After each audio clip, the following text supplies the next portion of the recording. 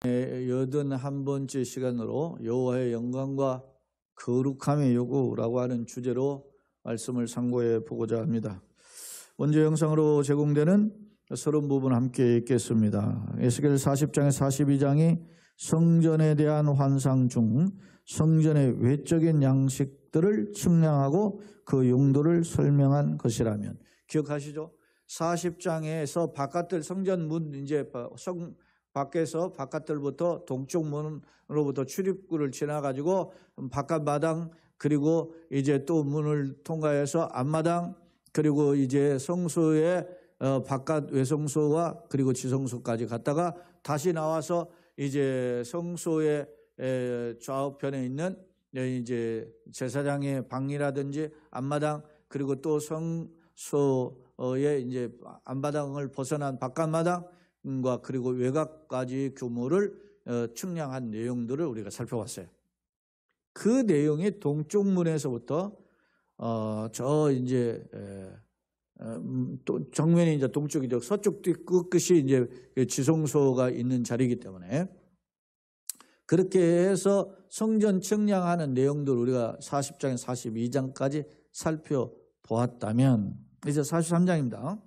성전에 하나님께서 영광으로 임재하심을 묘사하고 있다. 자, 성전을 아름답게 졌고 그렇게 웅장하게 졌는데 성전이 아무것도 아니다? 아무도 없다? 그러면 의미가 없잖아요. 그 거룩하고 영광스러운 성전을 지었는데 임재하신 하나님의 영광이 가득해야 되는 건데, 구약에서 성경에 살펴보면 구약 성경의 성전이 솔로몬의 성전이 있었고, 그리고 이제 수르바벨 성전이 있고 예수님 시대 헤롯 성전이 있어요. 세 번에 걸친 성전이 있는데 그 성전 이전에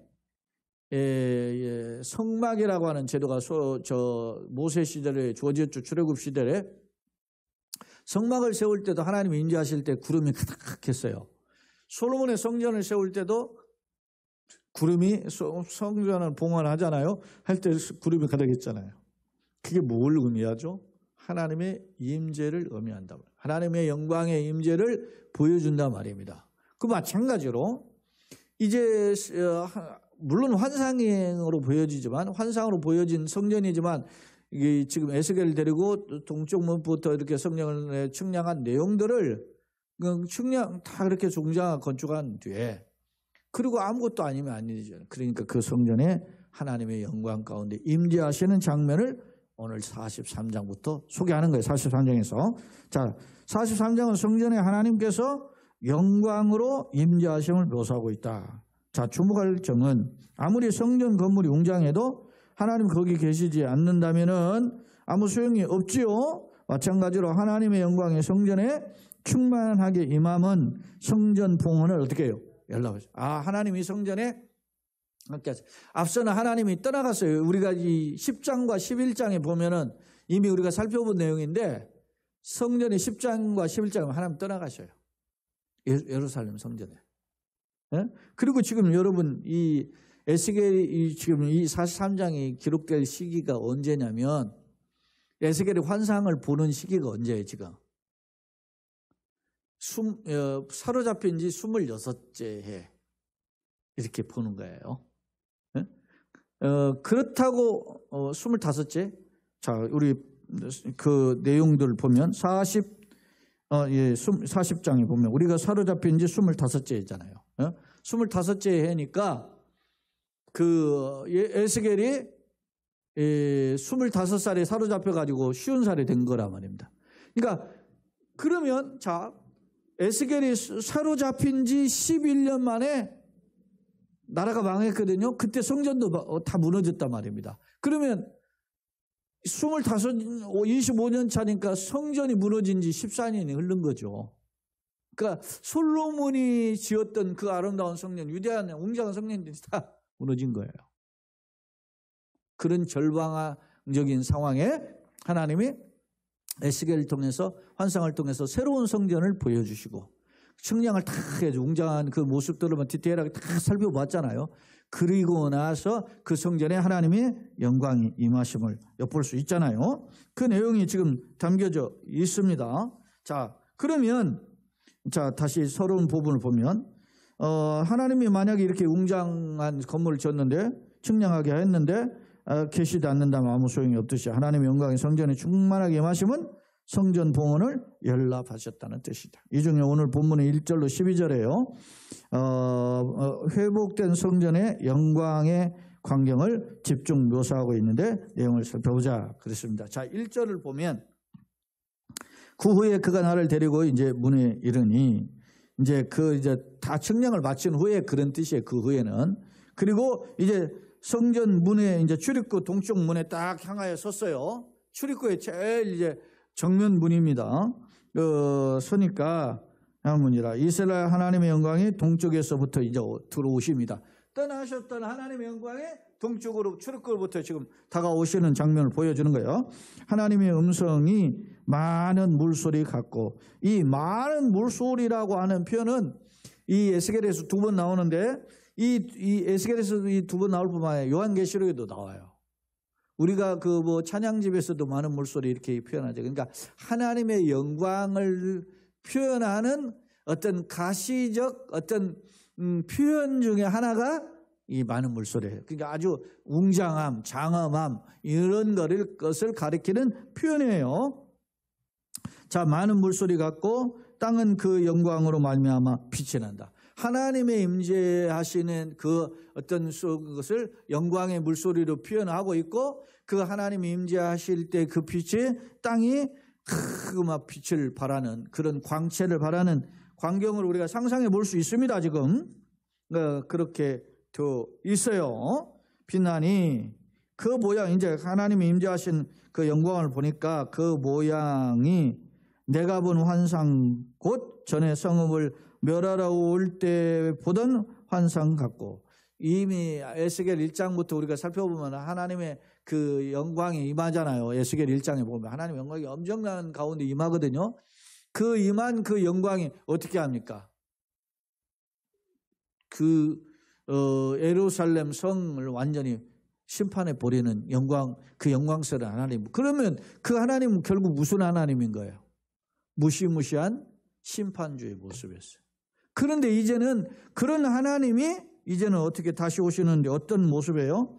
전에 환상 전에 오셨던 성읍을 멸하러 올 때 보던 환상 같고, 그 영광스러운 모습은 같지만 그 발강가에 보던 환상과도 같다. 그래서 에스겔이 지금 처음 환상을 볼 때 어디에서 그 발강가에서 환상을 봤지 않습니까? 25살에 그랬는데 30살이죠. 25살에 끌려가지고 5년 차니까 30살에 본 환상입니다.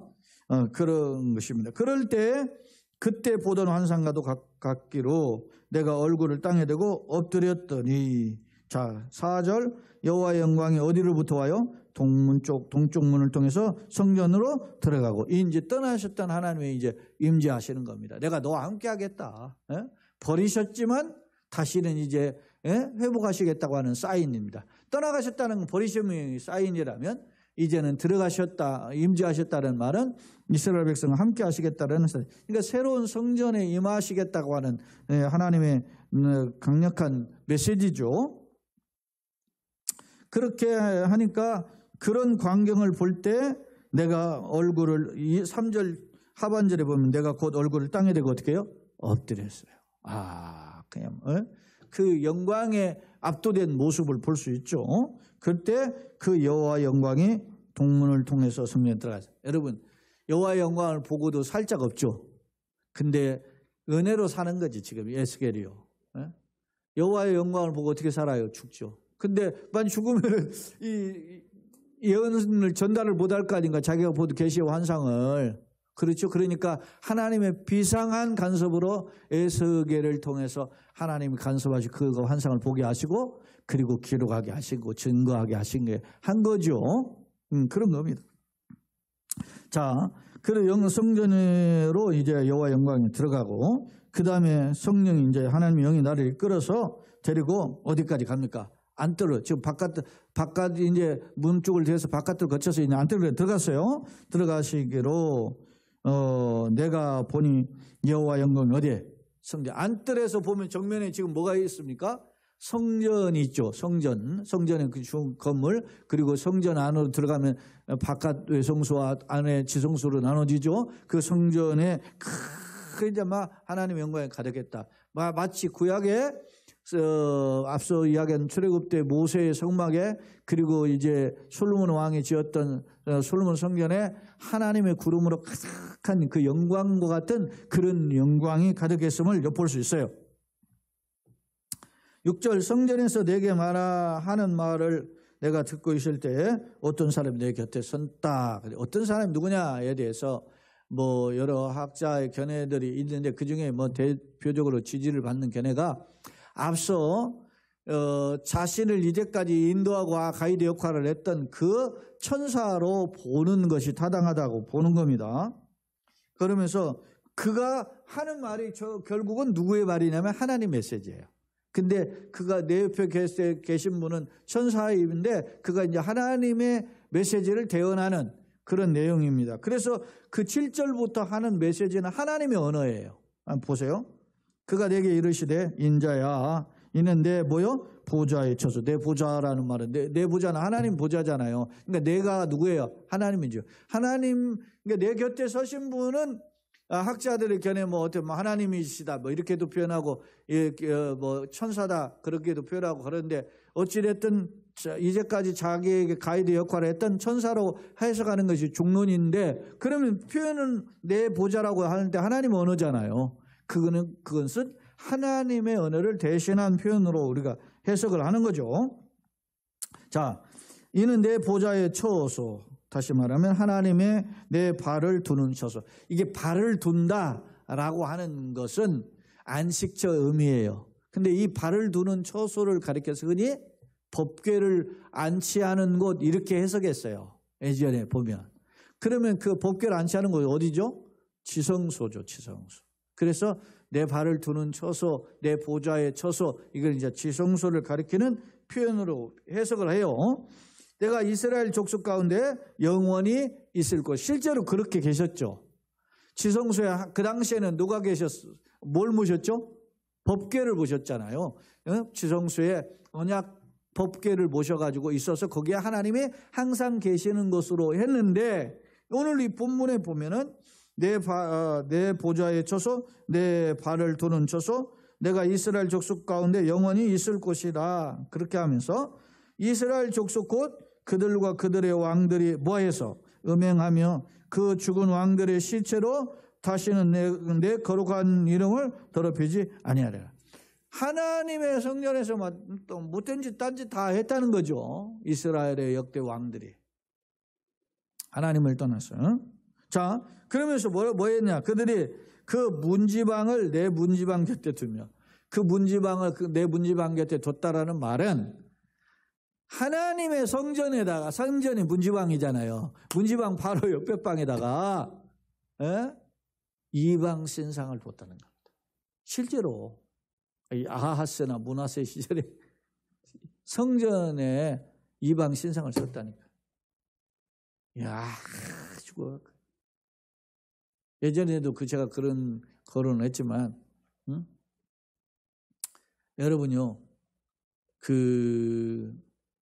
우리나라 일제시대 억압에 할 때 일종의 저항 시인 작가 이렇게 할 때 이육사 그런 표현들을 하고, 또 할 때 소설가로는 이상을 또 거론하잖아요. 근데 그 이상의 소설에 보면 자기 아내가 방에 하나 있어요. 방에 하나 있는데 거기서 매춘을 해서 생업을 위해서 매춘을 하는 거예요.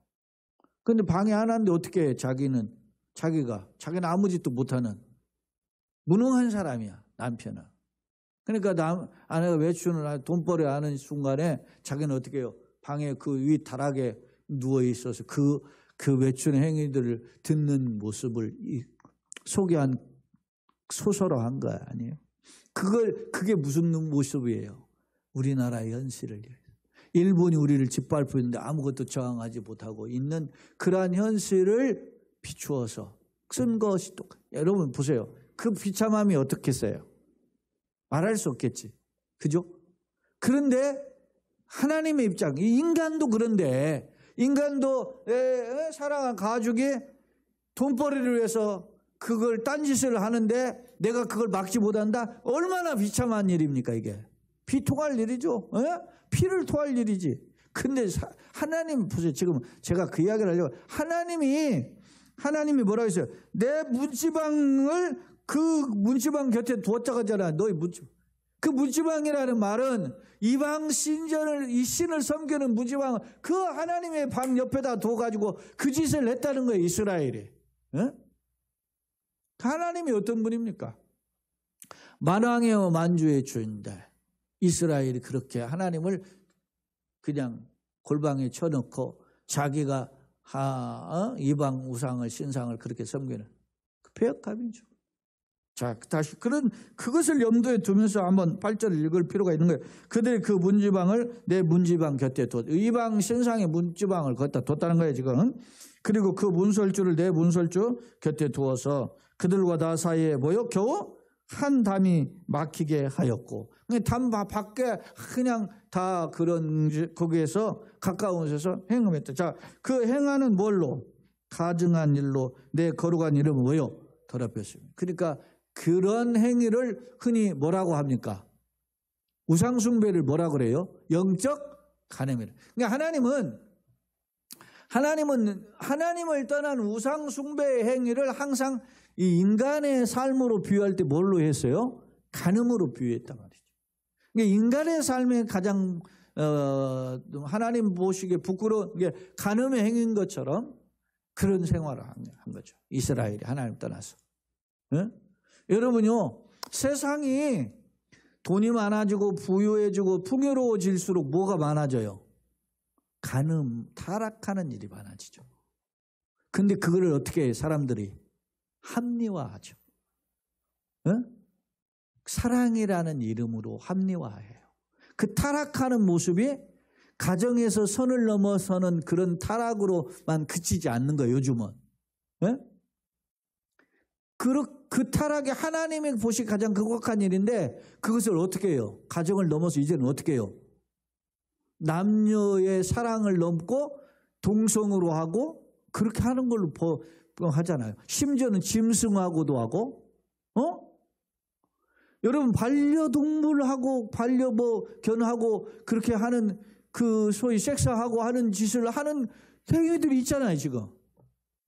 수간이에요, 수간. 수간이 성경에도 다 와요. 가증한 아주 그냥 그 죽여야 될 범죄 행위가 그런 짓. 이게 심각하지 않습니까? 근데 세상은 이걸 어떻게 해요? 지금 수강까지는 아직 안 해도 뭐까지는 지금 인정해주고 있어요 지금 세상에. 가정의 부부를 넘어선 간통 이미 인정해줬죠? 그 다음에 동성 간에 어떤 거 해서 성소수자들에 대한 거 인정해줬죠? 이제는 동물하고도 해도 인정해준다고 하는 시대가 올 거예요. 마지막 시대 이제. 목전이 온 거예요 지금 하나님의 심판이.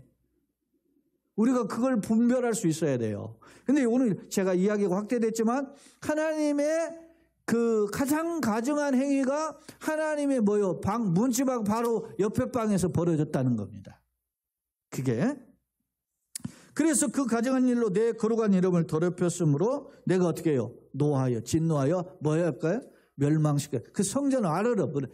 그런 하나님의 성전도 다 무너뜨리고 이방신 다 무너뜨리고 포로로 잡아가고 다 끌려가게 한 거죠. 그렇게 하였거니와 이제는 그런 하나님, 진노의 하나님, 분노의 하나님이죠. 그런 하나님이 그들의 음행과 그들의 왕들의 시체를 내게서 어떻게 해요? 멀리 제거하여 버려야 할 것이. 이제는 하나님의 영광이 다시 돌아왔으니까 너희가 이딴 짓 해서는 절대 안 된다 라고 하는 것이죠. 그리하면 내가 그들 가운데서 영원히 살려라. 떠나지 않고 계시겠다. 그럴 것이죠. 자, 여러분 에스겔이 48장으로 돼 있죠. 48장 마지막 48장이죠. 48장에 거기에 나오는 그 가장 중요한 성경 말씀이 성경 구절이 뭡니까? 우리 한번 잠깐 보세요. 에스겔 48장에 35절이 마지막 절인데 거기에 보면 그 사방의 합계는 18,000척이라 그날 후로는 그 성읍의 이름은 뭐라 불러요? 여호와 삼마라. 48장 마지막 절이에요. 그죠? 여호와 삼마라 그렇게 하리라 그랬어요. 여호와 삼마라고 하는 것이 여호와께서 삼마가 거기 계시다. 근데 머물 계시다는 거죠. 영원히. 그게 마지막 약속이에요. 떠나셨던 그곳에 머무시겠다. 우리가 지금 43장이지만 48장에 몇 장 안 남았지만 이 40장에서부터 48장은 새로 회복될 성전을 이야기하는데 40장에서 42장까지는 성전은 그 성전을 구체적으로 측량하는 내용이고 이제는 43장에 하나님의 영광이 임하는 장면이 나와요. 그러니까 어떤 면에서 보면 이 43장은 에스겔 48장까지 이루어지는 과정의 클라이막스예요. 하나님의 영광이 거기 임하셨으니까. 그 이제 성전에서 물이 나와가지고 흘러가지고 막 모든 백성을 적시는 그런 일이 47장 기록돼요. 성전에서 물이 나오는 건 생명수가 흐르는 거지. 그 성전에서. 그러니까 이 40장에서 48장은 전체적으로 성전에 관련된 내용이에요. 자, 다시 이제 43장 10절로 와서 이제 너는 이 성전 이스라엘 족속에게 뭐라고? 보여서 네가 지금 환상 보고 있잖아. 그걸 보여줘서 그들이 자기의 죄악을 어떻게 부끄러워하고 그 형상을 측량하게 하라 그랬어요. 그리고 만일 그들이 자기들이 행한 모든 일을 보여 부끄러워하거든 너는 이 성전의 제도와 구조와 그 출입하는 곳과 그 모든 형상을 보이며 또 그 모든 규례와 그 모든 법도와 그 모든 율례를 알게 하고 그 목전에서 그것을 써서 그들로 그 모든 법도와 그 모든 규례를 지켜 행하게 하라. 그러니까 앞서 보면은 9절에서는 제거해라. 그래야 내가 영원히 여기 산다. 그렇죠? 그렇게 하고 10절에서는 자기의 죄악을 뭐라 그랬어요? 부끄러워하라 그랬잖아요. 부끄러워. 이 부끄러워하다라는 표현도 제가 이 교재에는 적어놨는데 그러니까 이것을 청산하는 그런 아주 그런 모습이 담겨져 있음을 알 수 있어요. 그리고 11절에서는 규례를 이제는 지켜라. 그렇게 이야기하고 마지막 이제 12절에는 뭐라고 기록합니까? 성전의 법은 이러하니라 산 꼭대기 여러분 보죠. 예루살렘 성전이 예루살렘 언덕 그게 어디냐면 모리아산에서다가 성전을 졌어요. 모리아산. 그게 이게 아마 모리아산에 이삭을 바친 곳이다 이렇게 보고 또 아라우나 타작마당으로도 해석이 되고 그게 뭐냐면 다윗이 범죄해서 회개할 때 하나님 앞에서 타작마당 번제를 드린 곳이 이게 오르난의 타작마당 혹은 아라우나의 타작마당은 그게 언덕이란 말이에요. 꼭지죠. 그러니까 그곳의 중심에 뭐가 세워졌어요? 성전이 세워진 거죠. 그러니까 산 꼭대기라고 표현되어 있지만 이곳은 어디냐면 하나님의 성전의 중심이에요. 그러면 성전의 중심은 어디겠어요? 지성소가 있는 곳. 그 지성소가 있는 곳임을 알 수 있어요. 자, 12절 성전의 법은 이러하니라 산 꼭대기 지점의 주인은 지극히 어떻게 해요? 거룩하다. 그러니까 성전 주변엔 다 거룩하다. 성전의 법이 이러하다. 이렇게 표현하고 있음을 알 수 있습니다. 자, 우리가 이제 성경 말씀을 정리한 내용을 좀 간략하게 요약한 두 번째 강언입니다. 여호와의 영광의 성전에 들어오심을 묘사하면 이스라엘을 어떻게 해요? 떠나셨던 하나님이 다시 돌아오신다, 회복한다라는 의미를 담고 있어요. 2절 에스겔이 포로 6년에 보았던 환상, 그 내용이 에스겔이 그 포로 6년 차에 보았던 포로 5년 차부터 환상이 임했죠. 그런데 6년 차에 그러니까 환상을 본 두 번째 해에 그때 본 환상이 8장, 10장, 11장에 보면 어떻게 해요? 하나님이 영광이 떠나가요. 특히 10장 18절로 22절, 11장 22절, 24절을 보면 하나님의 영광이 떠나간다.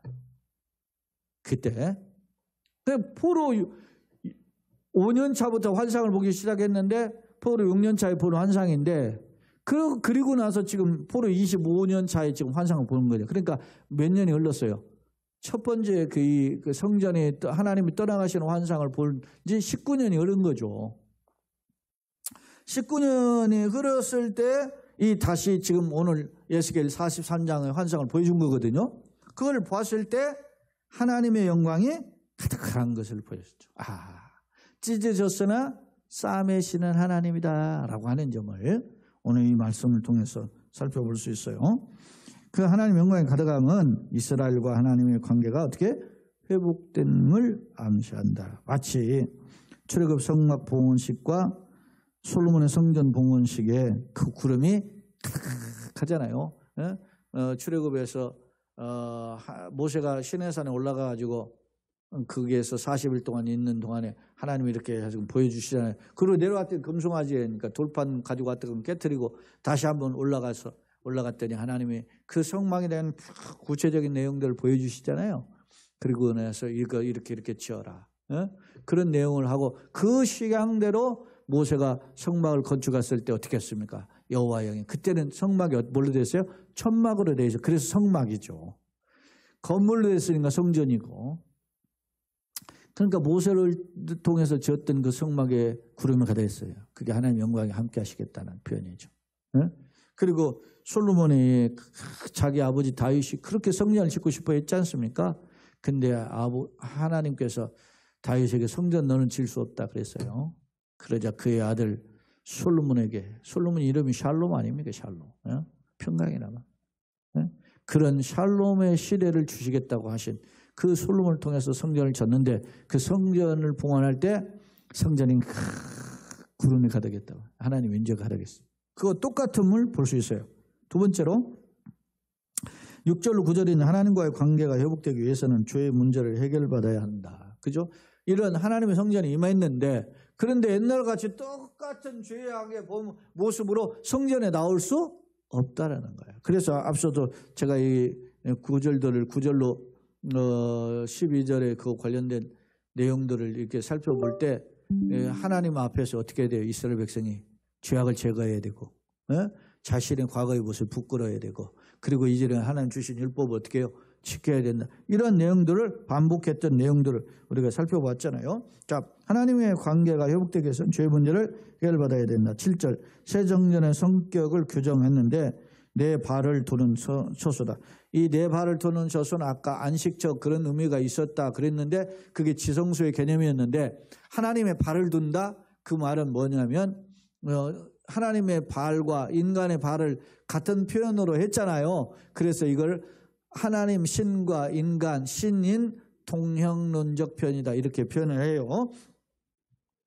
그런 표현으로서의 사용법입니다. 마치 옛 성전의 지성소 언약궤를 보신 것처럼 저성소처럼 영원한 안식처로 삼으실 것을 말씀하셨어요. 자, 새 성전은 타락한 이스라엘에게는 죄를 깨닫고 거룩함을 회복하도록 안내한다. 때문에 11절에 보면 40장, 42장의 성전의 측량 내용을 백성들에게 전담함을 통해서 야 정신 차려라. 하나님 이렇게 우리에게 새 성전 주신단다. 우리가 하나님과 돌아가자. 이렇게 선포하라는 말씀이죠. 그러니까 통해 하나님 회복의 뜻을 백성에 선포하라는 교훈이다. 거룩한 백성의 삶을 강조한 거죠. 자, 산꼭대기 지점은 지성소, 성전의 중심을 가리키는 표현이다 라는 표현입니다. 자, 세 번째 화면입니다. 하나님의 영광이 가득한 성전의 모습은 뭘까? 이제 오늘 1절로 5절, 6절로 9절, 10절로 12절 우리가 살펴봤는데 정리하면 앞서 하나님의 영광이 동문으로 떠나셨죠. 10장, 11장에 구체적으로 나왔었어요. 떠나셨는데 우리가 한번 성경을 잠깐 우리가 화면에 제공되지는 않지만 여러분 가지고 계신 성전을 한번 봅시다. 자, 10장 18절로 22절에 보면 여호와의 영광의 성전 무지방을 떠나서 그렇게 나오거든요. 그룹 위에 머무니 그룹들의 날개를 들고 내 눈앞에 땅에서 올라가는데 그들이 나갈 때 바퀴도 그 곁에서 함께 하더라. 그들이 여호와의 전으로 들어가는 동문에 머물고 이스라엘 하나님의 영광은 그 위에 덮였다. 동문을 통해서 떠나시는 장면이 나왔어요. 자, 11장도 보시면 나와요. 11장에 봅시다. 22절로 반영 25절인데, 자, 그때 그룹들이 날개를 드는데 바퀴도 그 곁에 있고, 바퀴는 운행한다라는 의미를 가지고 있잖아요. 있고, 이스라엘 하나님 영광도 그 위에 덮였더니 여호와 영광이 성읍 가운데에서부터 올라가 성읍 동쪽 산에 머무르고 주의 영이 나를 들어 하나님의 영 환상 중에 데리고 갈대아에 있는 사로잡힌 중에 이르시더니 내가 본 환상이 나를 따라 올라간지라. 하나님의 성전이 떠난 그 환상이 에스겔에 있는 곳까지 임하셨다가 이제는 떠나서 올라가시는 장면을 보여주잖아요. 그러니까 하나님 떠나셨던 거예요. 그런데 그런 하나님이 다시 돌아오신다라는 거죠. 영광이 가져간다. 자, 보면 다시 돌아오시면 준엄한 심판 후에 이스라엘을 새롭게 회복하실 것임을 암시한다. 그러니까 이게 환상은 에스겔의 환상이잖아요. 지금 에스겔 성경은 마치 우리가 요한계시록 요즘 주일 오후에 살펴보던 그 환상이잖아요. 계시록의 묵시잖아요. 그런 것처럼 에스겔이 환상이에요. 환상을 통해서 물론 행위에 계시고 메시지를 통한 계시도 있지만 이런 환상을 통하여서 미래에 주어질 영광의 환상을 회복하는 것을 메시지를 이스라엘 백성이 준 거예요. 지금 현실은 어떤 거예요? 지금 이 메시지가 주어질 때 에스겔이 포로 지금 25년 차잖아요.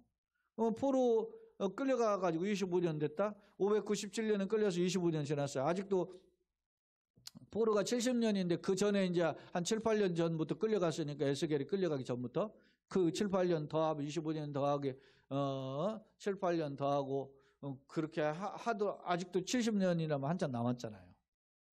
그러니까 포로와는 절반 정도 지난 시간인 걸 알 수 있어요. 이런 상황에서 하나님께서 이런 미래에 되어질 일들을 환상으로 보여줬음을 엿볼 수 있단 말입니다. 자, 그러면 하나님께서 이렇게 영광을 임하면 우리가 어떻게 해야 되느냐? 성전 회복이 비록 하나님의 일방적 은혜로 이루어지는 것이지만 이스라엘 역시 어떻게 해요? 죄를 청산하고 회개하고 하나님께 돌아가는 청산 작업이 필요하다라는 것입니다. 그러면 새 성전의 삶은 뭐예요? 과거를 어떻게 해요? 부끄러워하고 죄악을 부끄러워한 거죠. 예수님과 동행, 하나님과 동행하는 삶을 소망하는 모습으로 나타나야 됨을 오늘 보여주고 있어요. 교훈입니다. 하나님의 크신 사랑을 깨닫고 어떻게 부패한 자신을 내려놓으며 엎드려야 한다. 결론입니다. 자, 본문은 새로운 성전에 임재하시는 하나님의 영광을 집중적으로 묘사하고 있다. 우리가 지금 살펴보았어요. 자, 성전에 하나님의 영광이 임재하시는 광경은 솔로몬의 성전 봉헌식에서 목격되었던 그런 모습. 그리고 훗날 이제 이 이스라엘 백성이 포로에 있다가 돌아오죠. 돌아와가지고 학계 선지자를 통해서 이제 성전을 건축하게 하고 지금 하죠. 그 두 번째 성전인 수르바벨 성전이 건축이 되죠. 성전을 건축하다가도 이 두 번째 성전도 좀 작지만 건축하다가도 2년 만에 회방꾼들의 방해받아가 14년 동안 중단돼요.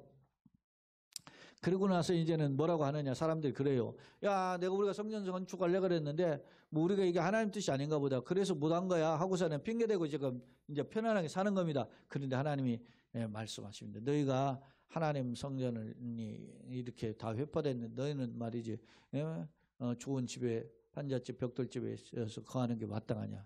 그렇게 해서 정신 차리고 산에 올라가서 나무를 가져다 하나님 성전을 건축하라. 이 명령하시고 건축한 게 비록 솔로몬 성전보다 초라하지만 두 번째 건축한 성전이 수르바벨 성전인데 그 수르바벨 성전에도 하나님 임재의 영광이 가득했음을 엿볼 수 있다는 겁니다. 자, 그렇다면 성전에 임재하신 영광의 이스라엘의 회복과 어떤 연관성이 있을까? 이 말이 중요해요. 고대 성전 건축이 하나님의 현현과 영을 드러내는 최고의 계시 수단이었다. 여러분, 하나님의 영광스러운 걸 모르니까 이스라엘뿐만 아니라 고대 근동에서는 또 굉장히 웅장한 건물을 짓고 그게 신이 계신다라고 하는 신전을 짓는 거예요. 이스라엘도 그런 개념으로 어떻게 했어요? 성전을 지어가지고 하나님 계시는 장소를 참은 거예요. 그런데 이제는 그래서 오늘날도 그런 개념으로 사람들이 자꾸만 건물 짓고 하나님 여기 계신다 이렇게 생각하는데 지금은 그런 개념이 아니잖아요. 우리가 지금 교회는 살펴보는 가운데 카테키즘 하는 가운데 있는데 성전이 어디입니까? 고린도 3장의 전서에도 있고 고린도 후서에도 있고 계속 나오잖아요. 뭐예요? 성전은 우리. 너희는 하나님의 성령이 너희 안에 계신 줄 알지 못하는 너희는 하나님의 성전이 너희가 알지 못하냐 말이죠. 성전이 우리가. 그러니까 어떤 면에서 껍질 건물 가지고 성전이라고 하는 것은 잘못된 개념이라는 것을 거듭거듭 이야기했었어요. 그러면 우리가 내가 걸어다니는 성전인 거죠. 하나님을 모신. 그러니까 내가 굉장한 자부심을 가지고 살아야 돼. 기독교인이. 하나님이 나와 함께. 그래서 나와 함께 계신 하나님을 확인하며 살 수 있는 그런 믿음 열정을 주시옵소서. 그게 기도 제목이 돼요. 자, 봅시다. 고대 성전 건축이 하나님의 현현과 유형을 드러내는 최고의 계시의 수단이었기 때문에 영광이 가득한 성전을 보여주심을 통해서 절망에 빠진 자들에게 새 시대를 약속하고 계심을 보여주고 있다. 그런 위대한 영광스러운 그 성전을 환상이지만 보여준 거죠. 물론 그 영광에 참여하는 거룩함이 필수예요. 옛날 과거를 다 버리고 주님 앞에 거룩함으로 나와야죠. 나는 예수 그리스도로 말미암아 거룩한 백성인가? 성도냐는 거죠. 냄새나는 자를 영광의 자녀 삼으신 하나님 은혜에 감사하고 일평생 그 은혜에 감격하는 우리 모두가 되시기를 예수님의 이름으로 축원합니다. 아멘.